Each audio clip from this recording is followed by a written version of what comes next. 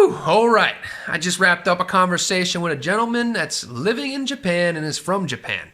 He's a younger lad, and we get carried away talking about traveling and just all kinds of things. So it's a really good conversation. I just wrapped it up. I can't even really pinpoint exactly this or that, but because we talked about a lot. If you're interested in traveling, if you're interested in countries like Sri Lanka, if you're interested in Japan, sit back, relax, and enjoy this half-hour conversation with a gentleman from Japan. I've heard it from the lot of teacher who live in Thailand. Nice. Yeah, every time. Yeah. Yeah, a lot of places in Thailand are started with that. Yeah. Call something, right? Yeah. Can I have your name? My name is Brennan, and Brennan. It's a pleasure to meet you. Where are you from? Nice to meet you. I'm from Japan. Japan. Okay. Yeah. Excellent. What city? It's called the Chiba Prefecture. Mm-hmm. I live in Chiba City. It has a Tokyo Disneyland and international airport. Oh, all right. In the prefecture, yeah. Nice. Next to Tokyo, like east side of Tokyo. Yeah. Very near. Okay. And what is it that you do there? I've been working a working company which is called Zozo, I used to be working in a company. Maybe you might have heard Yahoo, Yahoo, like Google. Oh yeah. We pronounced it as Yahoo. Oh really? Yahoo. Yeah. Yeah. And I used to be the employee, but I transferred to this company. Okay. And my company sells the item related to fashion clothing. Mm-hmm. And we sell the products on only our website. Right. Our own website. Yeah. Yeah. Like so it's just all e-commerce. Yeah, e-commerce. Yeah, that's right. Yeah. Yeah, man. I tell you, I turned 36 years old this month, and Yahoo was massive at one point in time. It was the number one tech company and search engine at a time. Right. And I lived through it being at the top, and its whole downfall. It's actually originally from the U.S., I think. It possibly is. Yeah. But I'm sure it was probably created by a whole team of foreign immigrant workers and a mixture of everybody. Yeah. The U.S., we always get credit for a lot of achievements. Yeah. But the individual people and where they're from and their backgrounds don't really get looked at very much. Right. Yeah. I grew up in Florida in the U.S., and I spent my 20s traveling around and ended up working and living in like 7-8 different places, and eventually moved to Thailand, and now I actually live in Sweden, Stockholm, Sweden. Oh. And really? And Sweden has become a big tech center. Huge in music, with Spotify. The gaming, the gaming industry is massive with like World of Warcraft and what's the other big one that they came out with? Candy Crush. Candy Crush. Really? Yeah. Oh. Everybody knows my dad's still playing Candy Crush. I am a tutor, actually. I'm a Japanese tutor. Oh, okay. I teach Japanese on other platform which is called the prep play. And actually, I have I have a few students who live in Sweden. Okay, learning Japanese. Yeah. I grew one of my actually not one of my oldest friend in life loves and adores Japan, and Wow. he over the years has actually learned Japanese, and he was stationed there once upon a time in the Navy, and has gone back a couple of times, and his dream is to live in Japan. Oh. Yeah, it's Japan for myself growing up, and I think for a lot of people around the world, was always kind of this place of mystery and like the future. Like we had an idea that Japan was living in some tech futuristic world. You know? Really? Yeah, I don't think so. Yeah, I mean, it's always, I think, kind of tough for us to sometimes see the perspective of how others view us. Like for myself being American, understanding that Hollywood has had a huge role in how the world perceives America. I look at the gaming industry when I was younger and like the robot toys that were coming to market. Everything seemed to be coming from Japan, and I think and then anime.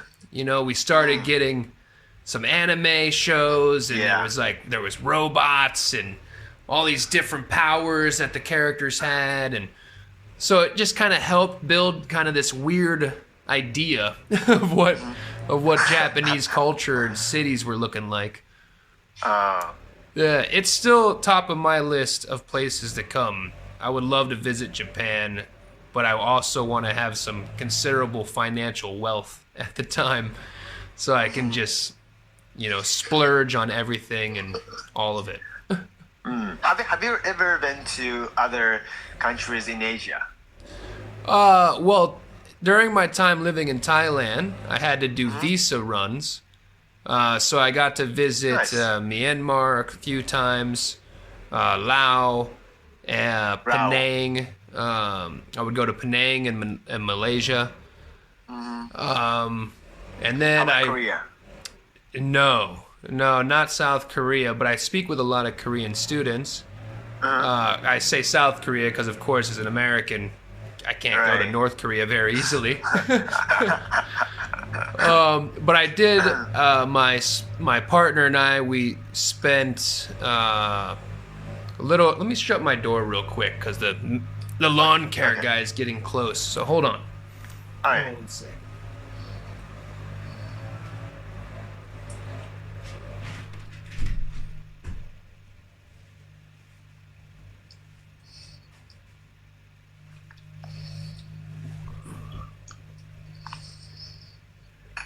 But we traveled to Sri Lanka for almost a month and got to backpack around the whole country and do the train ride. And there's the famous train from.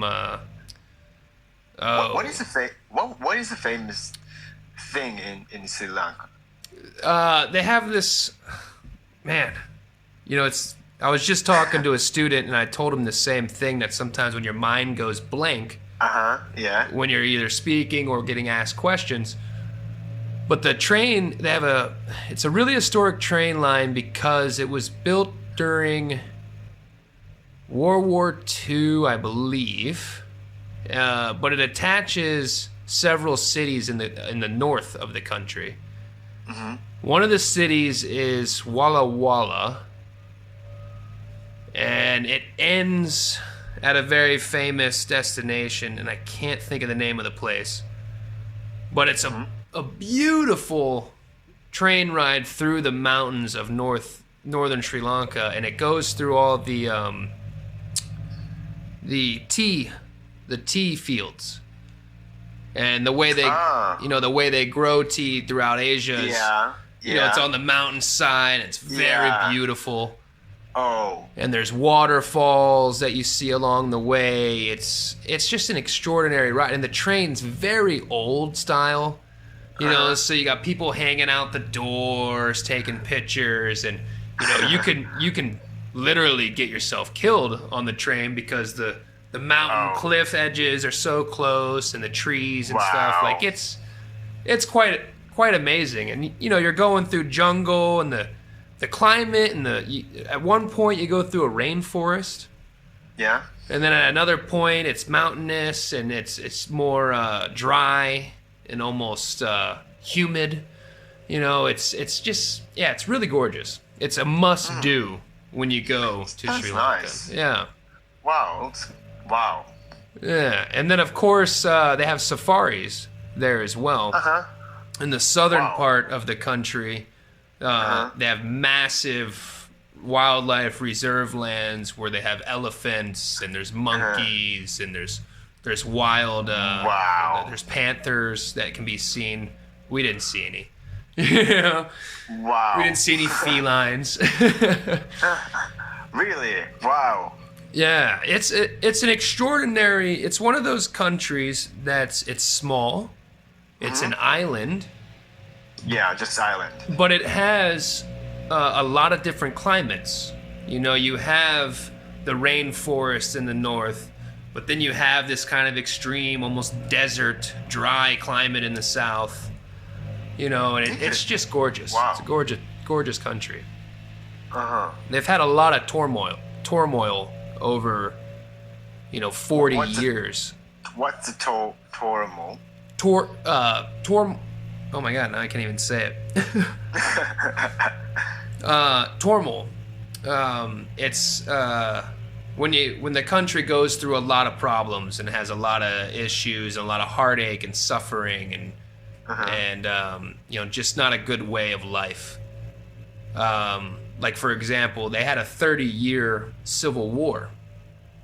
And the country was divided. It was between the north and the south and the central part of the country, and they didn't really have a government in place. The military was kind of in control at different areas, and that lasted for over 30 years. And then when the country recently, over the last 10, 15 years, has tried to welcome back tourism and has tried to form governments, they've been hit with terrorist attacks from the radical groups that are still trying to carry on the civil war, and right now, in fact, the government that was in place has just lost majority control, and they're protesting in Colombo, which is the capital, over the oil prices. Russia is a energy supplier of Sri Lanka. So their economy and their currency is just getting destroyed right now, and the protests they've succeeded in the government losing majority control, and so they're having issues again now. It's really upsetting. It's kind of a bummer. But that's the problem with war. You know, it just doesn't affect the two countries or however many countries are involved directly. There's a ripple effect that destroys a lot of places. Yeah. But yeah, that was my brief historical talk on Sri Lanka. Okay. Yeah, nice.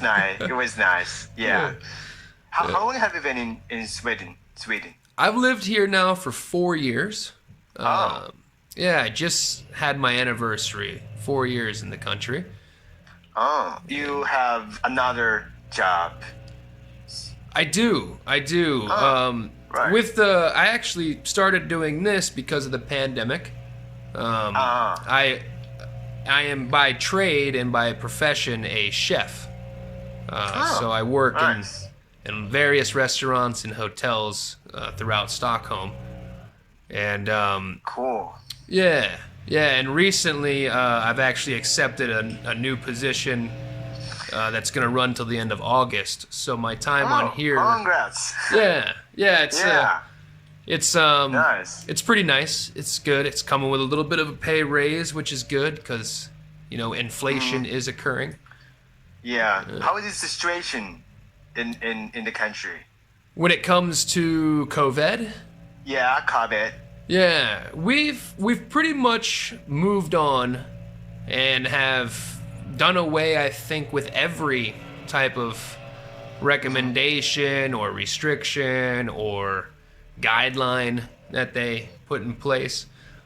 Yeah. Yeah. Yeah. How about in Japan? What's the situation there? Yeah, numbers of our Kabet has been very, very decreased a little by little. And there's actually no like restrictions too as well. So yeah, because sometimes we have to wear the mask when I go outside, of course. But yeah, it's very normal like situation. Yeah, Yeah. very good. Yeah, we still have some people that are wearing masks as well Yeah, out in public yeah. and doing their thing. Yeah. You know what's funny is I just remembered the town that the train stops at, it ends at. It's Ella Ella. Ella Ella in the north of Sri Lanka. So, yeah, we got on the train in Walla Walla, I believe, and then traveled to Ella Ella. I think that's what it was. It's tough. My partner and I, my sambo, is what we call in Swedish. She's from Sweden, and we met when I lived in Thailand, and we travel almost twice a year to new places. So it's always tough trying to reshuffle the memory of all these different names and areas that we go. Wow. when did you go to Sri Lanka? That was Before the COVID or after COVID? That was actually our first trip when I moved here, I believe. So that was 2018. Oh, so before the COVID. Yeah. Oh, okay. Yeah, I think it was 2018 was when we went there. Right. So 4 years ago now. Wow. Yeah. I went to Thailand 2018. Okay. It was the first trip to Thailand for me. Yeah. How long did you get to be there for? I stayed only Bangkok. Yeah. For a couple months. Oh, really? Nice. Yeah. Nice. Yeah, it was so good. Yeah. Yeah, what did you think? Awesome. Did you love all the street food? Did you get to the markets? And I love street food because I went to Thailand with my girlfriend the first time, and my girlfriend loves the street food actually, like a kapao or good girl something. Yeah, and I loved it too. Yeah. So we usually go outside and we had a lot of the Thai food. Yeah, I miss it. I miss it every day. Yeah. And it's cheap, right? So it was very cheap. So it's very affordable. But I tell you, my experience there, so I ended up getting into a business, and once you make the actual Thai baht, it doesn't add up. It's tough to, you can survive there, but boy, it's scary when you realize how little it actually equates to in U.S. dollars or the Japanese currencies, that the pounds and the euros. It's quite interesting. But to travel there, and when you're coming with a valuable currency and you're getting a lot of Thai baht back, I mean it's very affordable. Yeah. Oh, and the food, that's what I miss the most. I miss the food so much. Yeah. Did you usually have a spicy Thai food? Oh yeah. Or not? Oh yeah. Oh really? You're good at. Yeah, I've always been, not always, of course, but from a young age, growing up, we kind of grew up in that jackass era, so we would eat peppers And when I was Jackass. as a dare, your friend would be like, "I dare you to eat this." You'd be like, Yeah. All right, raw. And I remember at the Right. time the habanero pepper was the Uh-huh. world's hottest pepper. Yeah, yeah. And Wow. now there's probably 6 peppers that are hotter.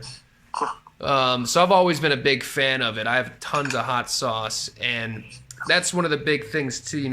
When I go to a Thai restaurant, and actually here in Sweden, Hmm. Sweden has a very well traveled culture. Really? They force you to take your vacation, your holidays, and every Swede leaves the country at least Uh-huh. once a year if they can. They're gone. Nice country. Yeah. Wow. Nice. Yeah. So there's a lot of actual Thai restaurants here because Swedish men are good-looking men. They'll go to Thailand, they'll go anywhere and Yeah. they get them the ladies, They're when I first moved here, I was very intimidated. I was like, "Oh, wow. I'm short." Oh man. And so we have a lot of Thai restaurants, but even the Thai restaurants here, as authentic as they can be, they don't put as much chili in it. They don't put as much chili paste. It's just not as spicy. It sucks for me. Yeah. Yeah. In Japan, there's a lot of the Thai restaurants actually. Everywhere I can eat. Even in the lunchtime, like like a car, Thai food car. Yeah. Coming to my office, in front of the office, and Oh, they're that's selling. nice. Yeah. And is it? Yeah. I mean, but is it spicy? Is it hot? Does it Very really spicy hit and you? hot. Yeah. Yeah. Yeah, and it's cheap. So nice, perfect. Yeah, it's a Yeah. little pricey here. We tend to Stockholm is a very expensive place. Sweden's, I've heard of it. we do get paid more money, of course, for jobs, but everything costs more, so it balances out. Right. So we'll cook a lot of Thai food here, and we do even make some Sri Lankan dishes as well. Nice. But you mentioned Korea earlier. Have you been to Korea? Because I've heard their food is very spicy. Yeah, I've been to more than 20 times. Really? Excellent. I Yeah. have friends. And I have friends there. is it true? I mean, did they have the heat like Thailand? I think it depends on the cuisine, Mm-hmm. Like, yeah, in Korea, like Japan as well, like there is a lot of junk food, a lot of food, Yeah. and sweet food, Right. and like normal or spicy. So it depends on the food. Yeah. But I think a lot of my friends tend to like to have a spicy one every time. Yeah. Like even the drink, the kimchi, Yeah. like I don't know how to say in English. It's- How should I say it's pickle. Pickle. Pickle, it's like spicy pickle. Oh, okay. It's pickled. Korean- Yeah, it's a Yeah, pickled drink. Yeah, and the pickle like veggies. Yeah, the kimchi. Very kimchi famous. Yeah. Yeah, it's actually there's a like a kimchi in Japanese, like in Japan's grocery store everywhere I can buy, but really it was really spicy, Yeah. really hot. Yeah, when I was there, I tell Really, you- I can't even have it. Yeah. The spice, I mean, the capsaicin in a pepper, it sets off the endorphins, and your body kind of gets urges to have it, and you get used to it over time. And Yeah. so you end up eventually getting to where what's spicy for you kills other people. Because my girlfriend and I, we both have it. When I first moved here, I was coming from the U.S. and I brought, I believe it was 21 hot sauce bottles with me. 21. Yeah, yeah. Oh my God. Because I had visited Stockholm before. I came twice, and I scoped it out. I checked the grocery stores. I seen what was available, and hot sauce was not. Wow. You could get sriracha and Tabasco. Really? Yeah. Wow. They didn't get used to it. Not have a spicy one. No, and I mean it's becoming more popular. Just just in the 4 years that I've lived here, I went to. We have a really nice grocery store. It's called ICA. So everyone knows IKEA. Yeah. Which is actually, so Swedish, it's pronounced as IKEA. Yeah, Japanese too. Yeah. So everyone knows IKEA. We also have a grocery chain called ICA, and it's a really nice. When I first got here, their hot sauce collection was one of the better hot sauce collections, but they still only had like 6 or 7 different bottles. Now, if I go into that same store, yeah, there's about, the last time I counted, they were up to almost 18. I think it was 18 bottles. You counted. Nice. It's getting more, It is. popular. In the second largest city in Sweden, which is Gothenburg, which is on the west coast, it's a few hours by train. They have a hot sauce store there that's actually just dedicated to hot sauces from all over the world. And I've been to that store. It's pretty nice. I bought some stuff there, gotten some things. Interesting. Is there any Asian grocery store that specializes in Asian food? We do have actually quite a few Thai/Asian grocery stores. But it's not close. Well, in fact, we have one right across the street from my house. Oh, really? Really? Yeah, but they're So nice. They're a little bit more expensive, so Yeah. I'll actually tend to get on the bus. And if I take the bus and I travel about 15 minutes on the bus, I can go to an Asian store that will save me like 30 to 40%. Yeah, so I do that. Wow. I actually A go little bit there. higher. Yeah. Oh, yeah. I don't want to tell them that across the street because I was excited when they opened and I went there and I bought some noodles and things like that. And then I just was like, wow, this is too expensive. Yeah. Yeah, it costs. Yeah. But yeah, Wow. Sweden, we do have a pretty good diversity going on with places. It's just tough to pull into Swedish people. We have a lot of immigrants here. When I go to work at a restaurant, I'm not typically working with Swedish cooks. I'm usually working with Polish cooks, Lithuanian, Really? Africans, this last place I was working at, my girl from Trinidad, Wow. she was making so a lot me of people gathers in the same place. yeah. Interesting. Yeah, and she was making me a curry goat. Trinidad style curry goat. They're speaking English?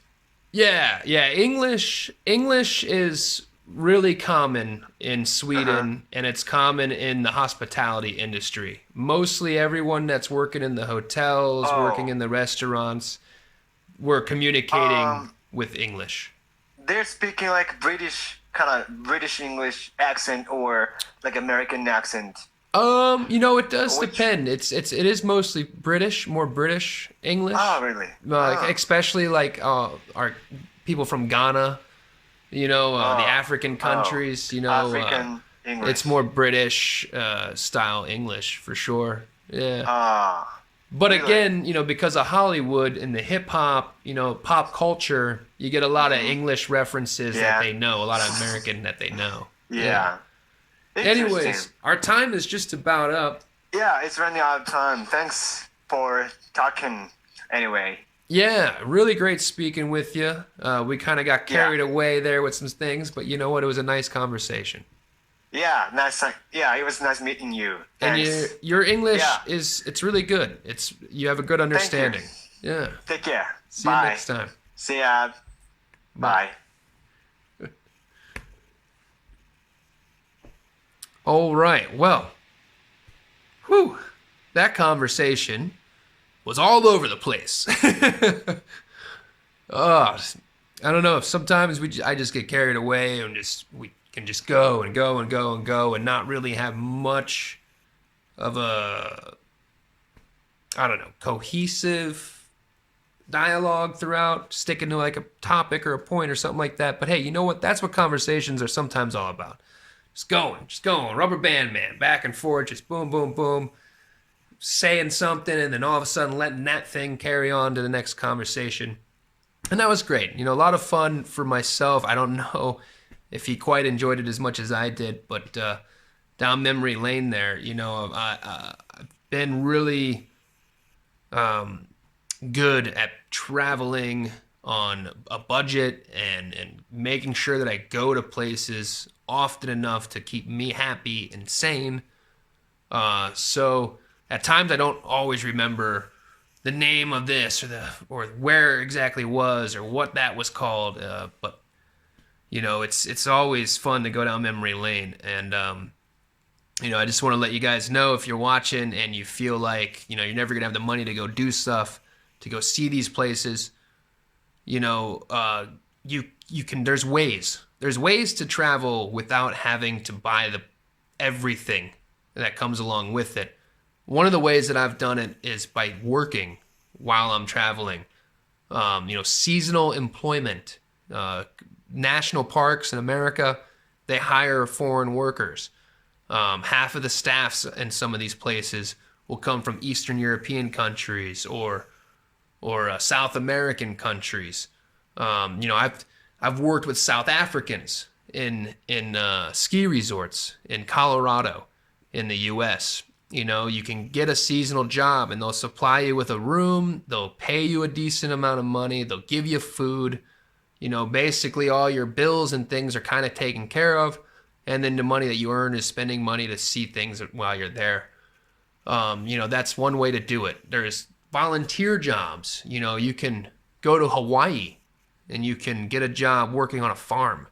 And, the farmer will give you, adequate living arrangement, some kind of shelter in place, some kind of housing, bedding, something. And, you work a few hours a day for the farmer, and then you help him sell his produce at a farmer's market on the weekends or on a Wednesday, somewhere on an island. And you get to work, and you get to live for free, and you get to earn a little bit of money, and you get to experience a new place, and it didn't cost you that much. So there's ways to travel. I mean, these are things that I have done to go to some of the places that I've been. And I save up. I save up my money. I work to buy a plane ticket. Some people work to buy a tattoo. I have one tattoo that I got when I was 18 years old, and a friend gave it to me with a gift certificate to a tattoo parlor.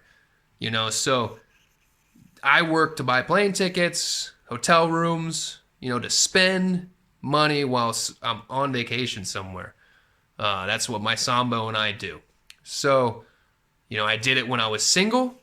I did it more working and stuff while traveling single. And now I'm doing it with a partner because we both have the same ideals in life. And that's a big part of it as well. If you're in a relationship, you got to want the same kinds of things so you can actually pull off those goals. So, rambling on here, but yes, you can. You can do it. You can go experience these places, look it up, search things, and, there's house swaps. People might want to come and stay in your place for a couple of weeks, and they'll allow you to stay in their place. There's couchsurfing.com. I used to be a member on there. People have couches that they'll let you crash on. There's so many ways to travel on a budget, to work while traveling, to volunteer while traveling, to go to awesome places. So get out there and do it. Anyways, thank you for watching. Hope you enjoyed. Have a great day.